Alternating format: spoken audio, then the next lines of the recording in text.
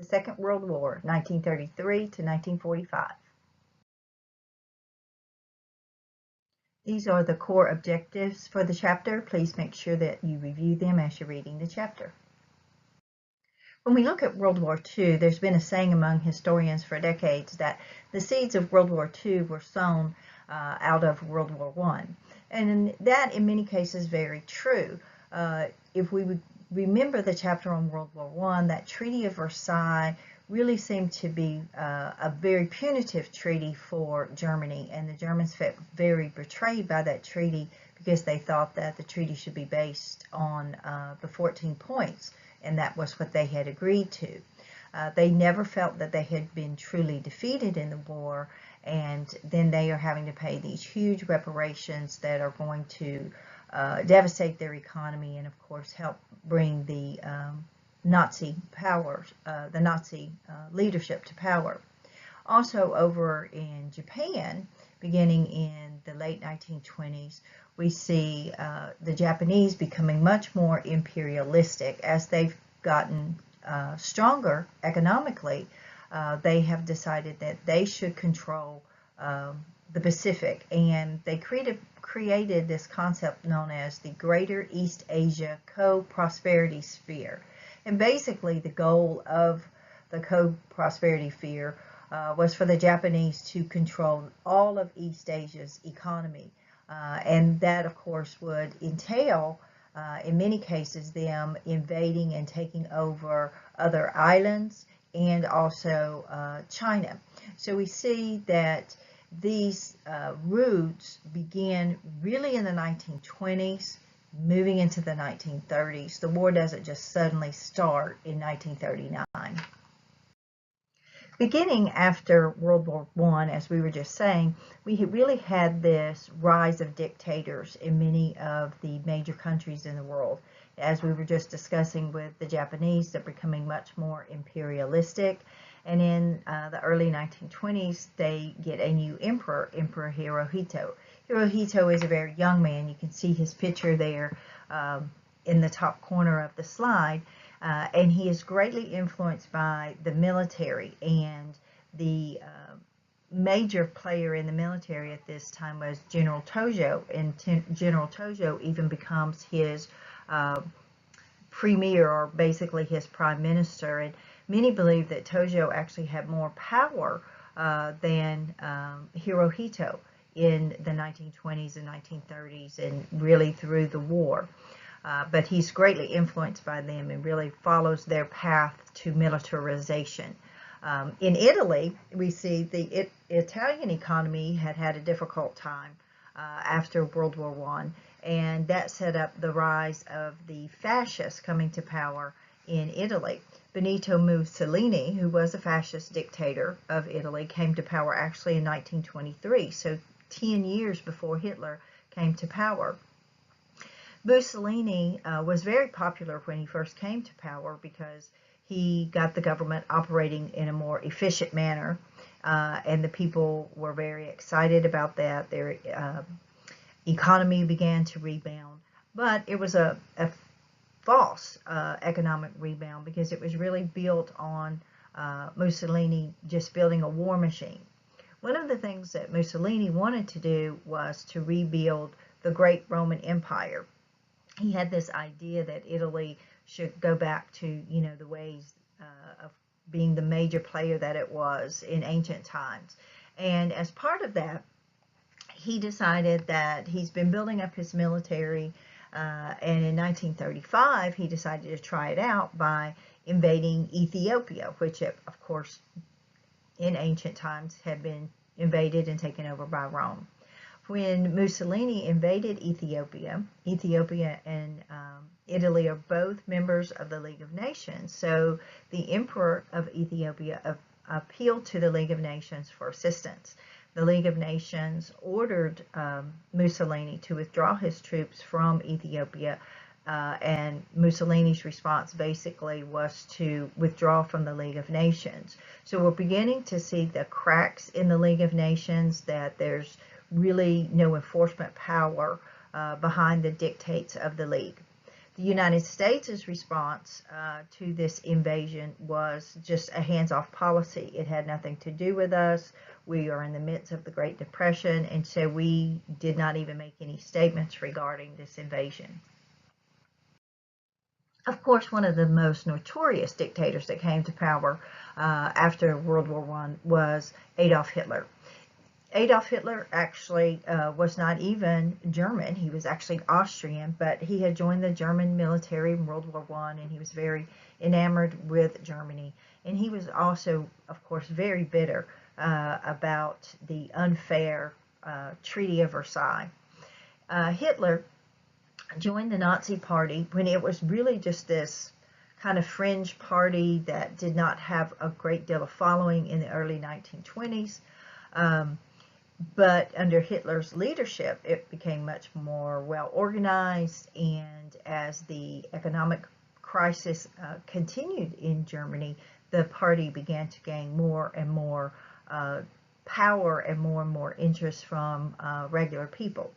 One of the interesting things about Hitler that some people do not know is that actually in the mid-1920s, he and the Nazis did attempt to overthrow the Weimar Republic, and Hitler actually went to prison for that encounter. So the Germans actually could have gotten rid of him before he even came to power. It is while he is in prison there that he wrote Mein Kampf, which was the book that really he based his whole dictatorship on. And if any of the Nazi leadership, any of the German leadership had read the book carefully, they may not have let him out of prison. The book actually talks about how Germany should control much of Central and Eastern Europe, that Germany needed breathing room or growing room. Germany should regain all of the things that they had lost under the Treaty of Versailles. It's also a very anti-Semitic book.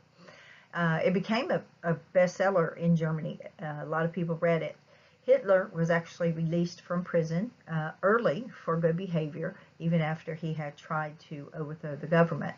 And as I was saying, as the economic situation in Germany continued to decline, the Nazi Party grew in popularity. So much so that by the time we get to 1933, the party is one of the major parties. And when President von Hindenburg created his cabinet, he decided to make Hitler his chancellor. And that is interesting because it will be from this position that Hitler will propel himself into the dictatorship.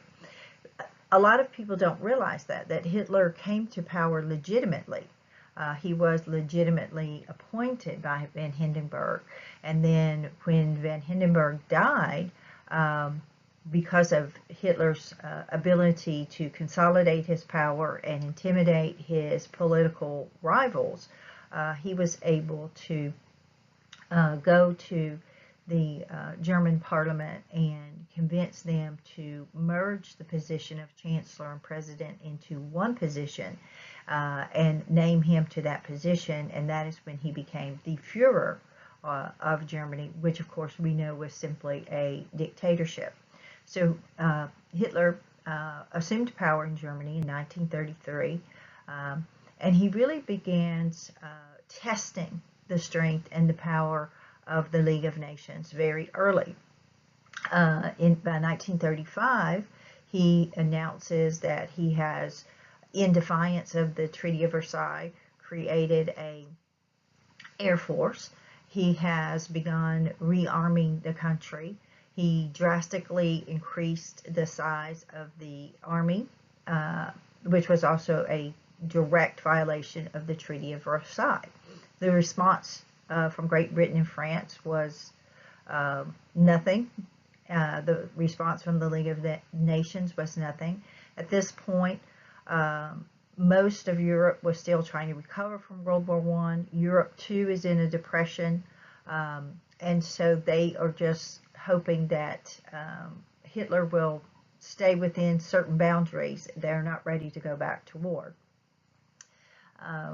In 1936, Hitler makes another direct violation of the Treaty of Versailles by invading the Rhineland. One of the interesting things about the invasion of the Rhineland was that the German army had been told that if they met any resistance from the French at all, that they were to halt and return to Germany. And they did not meet any resistance from the French at all. The invasion of the Rhineland was a direct violation also of the Treaty of Versailles. The League of Nations does nothing in regard to this. So we're beginning to see that the League has just become a dead letter, and for bullies like Mussolini and Hitler, that just gives them the green light to continue their aggressive policies. After successfully moving troops into the Rhineland with no problems, Hitler will begin planning to invade Austria. Austria was a small country now, it having been divided up and many of its provinces taken from it after the First World War. But many of the population in Austria were of German ethnicity. And so there was a group within Austria that was very supportive of Hitler. Right after World War I, there was a group that wanted Austria to be joined with Germany. And so he has a base of support in Austria. And so in 1938, he will invade Austria. And he met some resistance there, but many of the people, as I just said, were supportive of him. And so the fight for Austria was a very limited one, and he will successfully take over Austria. After taking over Austria, he moves into part of the old Austro-Hungarian Empire, which has now been consolidated into the country of Czechoslovakia. Hitler wanted Czechoslovakia because of its vast natural resources that he needs for his war machine. And it is only after Hitler invades Czechoslovakia and successfully takes over much of Czechoslovakia that England and France will finally take note and say, wait, we need to do something about this. And so they will ask to have a meeting with Hitler to discuss what his plans are in Europe. So in 1938, after the invasion of Czechoslovakia, Edward Daladier, who is the Premier of France, Neville Chamberlain, who is the Prime Minister of Great Britain, and Adolf Hitler, the Führer or dictator of Germany, will meet in the Munich conference.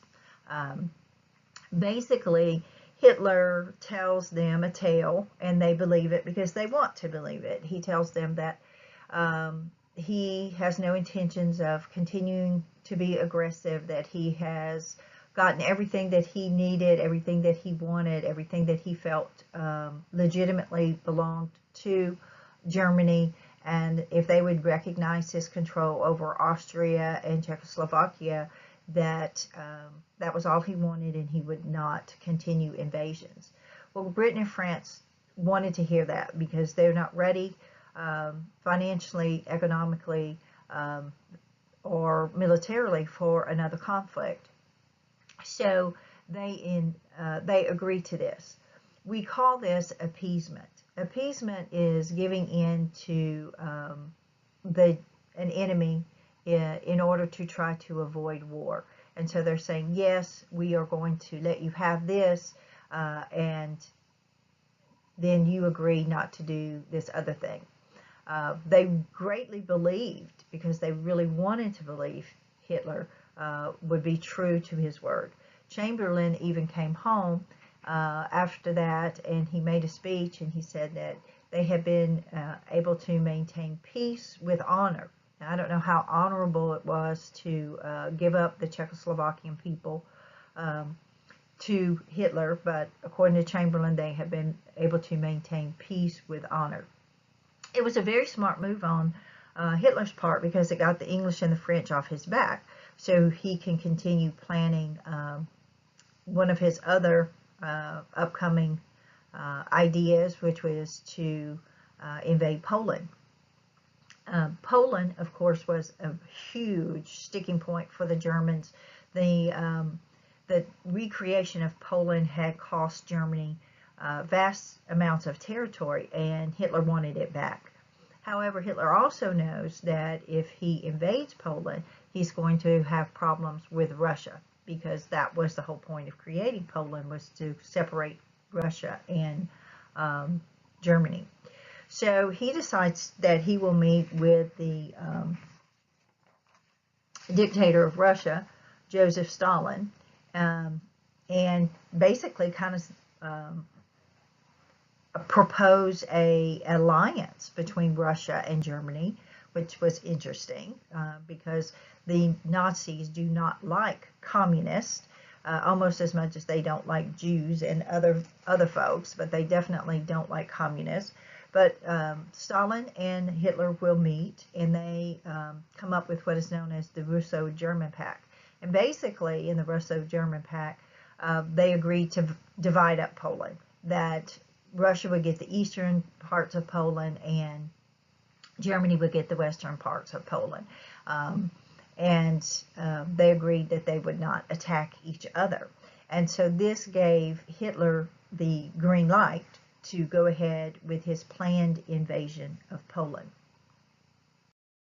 When Hitler invaded Poland in September of 1939, the English and the French realized belatedly that Hitler has lied to them. The English have a mutual defense agreement with Poland, so Great Britain will declare war on Germany, and then soon after that, France will also declare war on Germany. And at this point, Russia will stay neutral. They're staying out of the conflict. This is why we say, though, that September 1939 is the beginning of World War II. That's kind of the signal date that we use. This map shows us some of the early aggressive movements of Hitler and Mussolini in World War II. Now, what is the U.S. doing during this massive conflict that's beginning in Europe by the mid-1930s? Well, first of all, we're very distracted by the Great Depression here at home, but on the foreign policy side, we're definitely remaining neutral. Congress wanted to make sure that we would not get involved in these new conflicts. So in 1935, they passed the first Neutrality Act. The Neutrality Act of 1935 authorized the president to prohibit any arms shipments to belligerent powers. Belligerent powers are countries at war.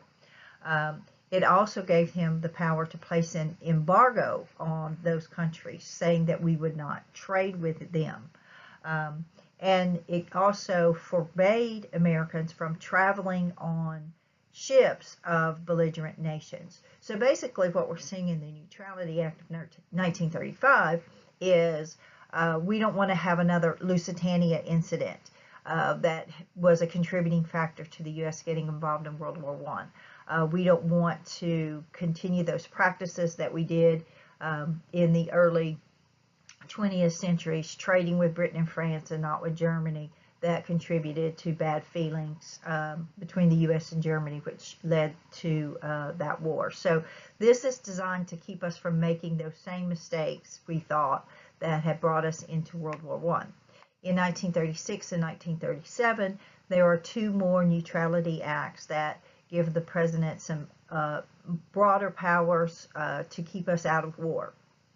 But all of that changed in 1939 with the invasion of Poland, because now we see that Hitler is a huge threat, that his aggressions have gotten worse, and we don't know where he's going to stop. So in 1939, a new Neutrality Act was passed. This act provided that the U.S. Could provide weapons to our allies on a cash and carry basis.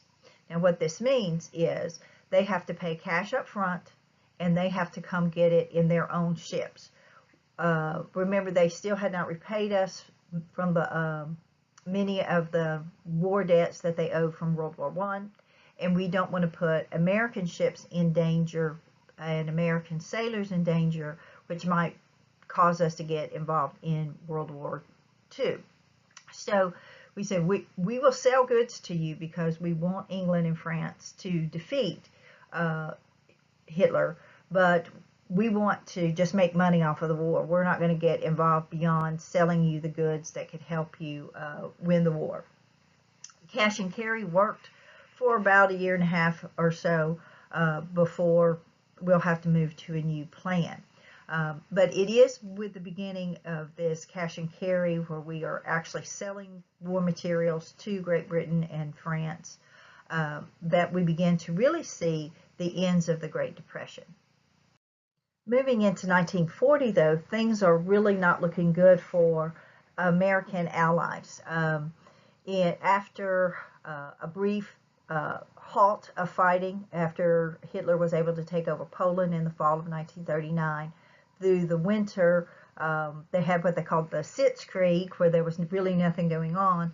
But in the spring of 1940, he renewed his aggression, this time invading France. And the British and the French then have to go on the defensive to try to keep France from falling. By the summer of 1940, France will fall. And after taking over France, then Hitler begins to look at trying to take over Great Britain. Of course, Britain is an island, so what he begins is flying these massive air raids on Great Britain that we sometimes call the Blitz, where they are just flying these massive air raids over Great Britain continuously, and that becomes known as the Battle of Britain. He's hoping basically to bomb the British into submission. This is when the British begin to need more and more American assistance, and we're giving them as much as we can. We also get very concerned about what's going to happen if Great Britain were to collapse. So President Roosevelt goes to Congress and asks Congress for appropriations to build up America's national defenses, which have become a little weakened. So we want to build up our defenses along our coastlines, strengthen the Coast Guard, those types of things. Congress agrees to that. But we're beginning to see some Americans who are beginning to say, well, yes, we need to protect ourselves, but we need to be careful about how much money and how many goods we are giving to Great Britain, because now France, of course, has fallen. And so this committee is started. It's called the America First Committee. There's a strong group of American firsters in Congress, but there are also some very prestigious Americans who say, yes, let's build up our defenses, but we have to protect America first.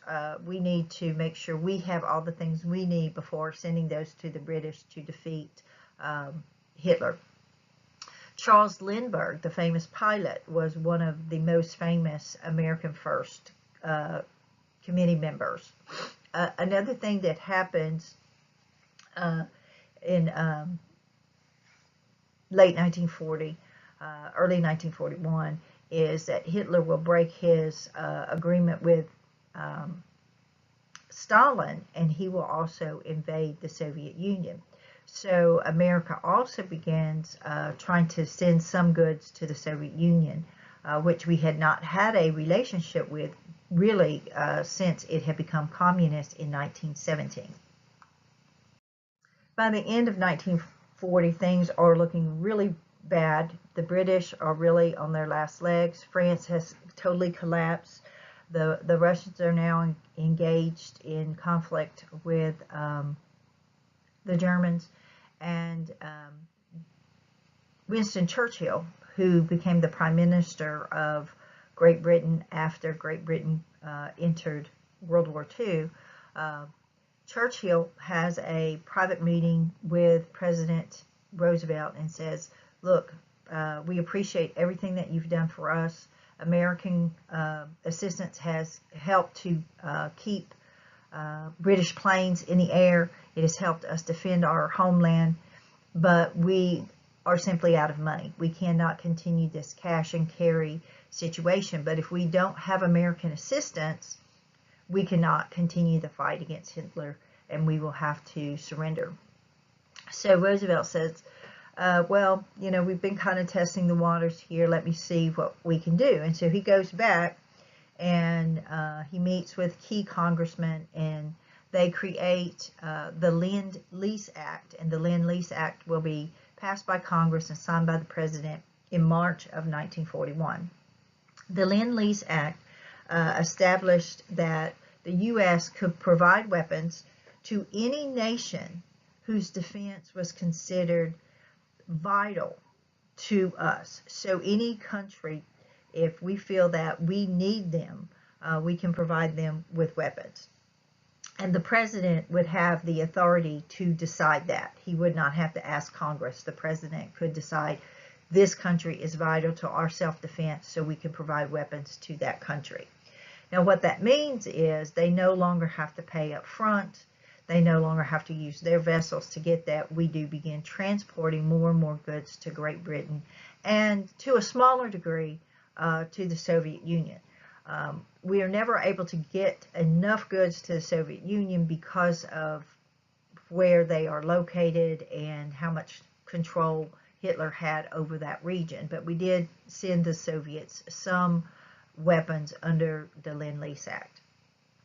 Additionally, after passing the Lend-Lease Act, President Roosevelt made a speech where he said that the U.S. would provide ever-increasing assistance to aid the Allies to ensure the defeat of the Axis powers. And that pretty much took us out of the neutral sphere. We're not technically at war, but President Roosevelt has made a definite statement of who we want to win and has pledged that we will assist them in any way that we can. In response to that, Germany and Italy, who already had the Pact of Steel, will meet again together, and then they will bring in the Japanese, and they make what becomes known as the Tripartite Pact. So it's Italy, Germany, and Japan in the Tripartite Pact. And this is a mutual defense agreement among those three countries. And it is because of the Tripartite Pact that after we declare war on Japan, after the Pearl Harbor incident, then Germany and Italy declare war on us, and so that's how we end up being at war with all three of those countries. The road to Pearl Harbor is an interesting one. I think a lot of times because of the way things are written in history books and little snippets we see on the History Channel or other TV, we believe that just the attack on Pearl Harbor came completely, totally out of nowhere. And in some aspects that is true, but the relationship between the United States and Japan had been declining for about a decade before Pearl Harbor. As the Japanese became more and more aggressive in Asia, the U.S. became more and more concerned about that, and we were meeting with them, trying to get them to agree to various balance of power treaties. However, we kept trading with them, and one of the primary things we're trading with them is petroleum, because Japan actually has no oil on its own. And so they needed petroleum for their war machine, and that's one thing we never cut off for them, even though we were concerned about their aggression. In 1941, though, Japan invaded Indochina. Indochina had been a French province since about 1840, and it is a peninsula that moves into China. And we became very concerned about that because we felt that the Japanese were going to use Indochina as another avenue for invasion into China. They had already made some incursions into China, And we thought they were going to use this as another avenue to get into more areas. So after Indochina, the United States finally took a very strong stance against the Japanese aggression, and the United States will cut off trade with Japan. No trade. We're not going to give them anything, and we're not going to buy anything from them. And we also froze all Japanese assets in American banks. That means any money that they had currently in the United States in our banks, they would not be able to access. And so that is a huge deal. Of course, as you can imagine, after that, the tensions between the country get even greater. And we're building and building this momentum that's going to propel us eventually to Pearl Harbor. Now, throughout this time, throughout those many months leading up to Pearl Harbor, there were very intense negotiations going on between the United States and Japan, trying to reconcile our differences. But our stance was Japan needed to stop being aggressive and taking over these countries in Asia, and that was not something that the Japanese were going to agree to. So we were at completely opposite ends of the spectrum. So in November of 1941, the United States was able to decipher a code, the Japanese code, that they used to send messages to their military and used to send messages to their ambassadors. And one of the things that we discovered from being able to break this code was that the Japanese were planning a massive assault somewhere in the Pacific. We weren't really sure where. We did not get that from this coded message, but we knew they were planning something big in the Pacific. So in late November, the United States President Roosevelt, the Foreign Secretary, the Secretary of State, who's over Foreign Affairs, all of the heads of the military got together and they discussed this decoded message. What does it tell us? What does it not tell us? What do we do with this information? And basically what they decided at this top level White House meeting was that the Japanese would not attack the United States because we were a neutral country. We felt they would respect our neutrality. The attack would probably be on maybe British possessions or French possessions, or maybe even possessions of the Netherlands, or somebody else that had possessions in the East. But they would not attack American possessions like the Philippines or Hawaii, because we were a neutral country. That showed a little bit of how naive we were. They did decide, though, that we should put our military leaders on notice that this was going to be happening, so that they could take appropriate security measures to defend themselves, just in case. So that's what's kind of leading us up to Pearl Harbor. So when Admiral Kimmel, who was the commander of the American Navy in Hawaii, got this message, he decided that he should bring in all the U.S. battleships that were in the Pacific, because he felt the greatest danger would be that they would maybe accidentally run into this battle and get involved. So he called in all the battleships, and that's why we had 8 battleships in harbor during the Pearl Harbor attack. You normally would not have your entire fleet of battleships in harbor at the same time. Lieutenant General Short, who was the Army commander at Hickam Field, decided that the biggest threat to them would be from sabotage of equipment, and this included aircraft, because at this time there is no Air Force. You have the Army Air Corps, and so he decided that the greatest way to fight off sabotage is to put your equipment out in the open so that you can see it, and you can have patrol units looking at it and making sure there's no sabotage that occurs. And so of course, the result of that is going to be that he brings all the planes out, and they're all in these neat little lines, wingtip to wingtip, when the attack on Pearl Harbor happens. And that, of course, is going to have really negative consequences, because it makes them very easy targets for the Japanese, and it also means that we can't get our planes up into the air to defend us when the attack begins. As most people know, the attack on Pearl Harbor began on December 7th, 1941. Early in the morning, on a Sunday morning, the Japanese chose this time specifically, knowing American culture. We kind of take things a little easier on Sundays. That's our day of rest.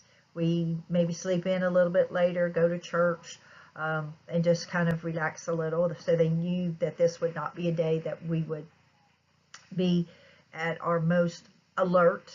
So they did pick Sunday on purpose. The Japanese attack, as I said, began early in the morning. It is a carrier-based attack, meaning that they had aircraft carriers out in the Pacific, and planes flew from those aircraft over Hawaii and began the attack, dropping bombs, shooting when necessary. And that's important because the actual aircraft carriers are never sighted from Oahu, but it is the planes that make all of this damage. In about a 2-hour time span, this Japanese planes flying over Pearl Harbor and Hickam Field and other areas of Oahu did massive damage. During the course of this, 8 of our battleships were sunk or severely damaged. We also had four miscellaneous vessels that were destroyed, 3 light cruisers that were destroyed, 188 of our airplanes, and over 3,000 casualties. Most of those were military casualties, but some of them were civilian casualties, because in flying over, some civilian areas were actually bombed too by the Japanese. They had almost completely wiped out American defenses of Hawaii. Fortunately, the Japanese did not realize this, and the goal of the Japanese in attacking Pearl Harbor had been to cripple the U.S. Navy, so that when Japan attacked the Philippines, we would not be able to come to the defense of the Philippines, because that was one of the main areas that they wanted. They did not realize that they could have probably at that time, if they had made one more flight and one more league over Pearl Harbor and Oahu, they probably could have taken over Hawaii at that time. The Japanese in that time frame lost only about 29 airplanes. We were able to shoot down a few. They lost 5 midget submarines, and it's estimated that their casualties were only about 100. After this 2-hour period, the Japanese carriers will move out of the area and begin moving toward the Philippines. As I was saying, one of the things that we were very lucky in is the Japanese did not realize that they had almost wiped out our defenses. The second thing that was very important at Pearl Harbor was that the American aircraft carriers were not in harbor. At this time, the battleships were considered the most important elements in the Navy, and so many of the aircraft carriers were out at sea, and so we will have our aircraft carriers to depend on. After the attack on Pearl Harbor, of course, President Roosevelt will make that famous speech where he says this is a day that will live in infamy, and the U.S. will declare war on Japan, and we will enter World War II. These two diagrams give you an idea of how the first wave and the second wave of the attacks came from the Japanese and the different types of aircraft that they use, dive bombers, torpedo planes, those types of things. Then the diagram on the other side is a more close-up view of actual Pearl Harbor, and you can see Battleship Row, and you can see all the battleships that were lined up there, and the various other aircraft and naval vessels that were lined up there. So with the attack on Pearl Harbor in December of 1941, the U.S. becomes fully involved in World War II. World War II is going to be just that, a world war. So there's multiple fronts in the war. Early on, the big three leaders, President Roosevelt, Winston Churchill for Great Britain, and Joseph Stalin for the Soviet Union, will meet, and they agree that Europe is the most vital, and so the U.S. will spend most of our money in the early years, and most of our military will go to Europe, and basically in the Pacific, we're going to be fighting more of what we call holding action there. We will also have some troops that get involved in fighting in North Africa. And this map shows you the various countries in Europe and North Africa and how those were divided up between the Axis in the orange, the Allies in the green, and then we have the neutral countries in kind of that sandy color, and then countries that have been invaded and taken over by the Axis have stripes on them. So this is where part one of our PowerPoint will end. In part two, we will begin talking more about some of the actual battles in the Pacific, North Africa, and Europe.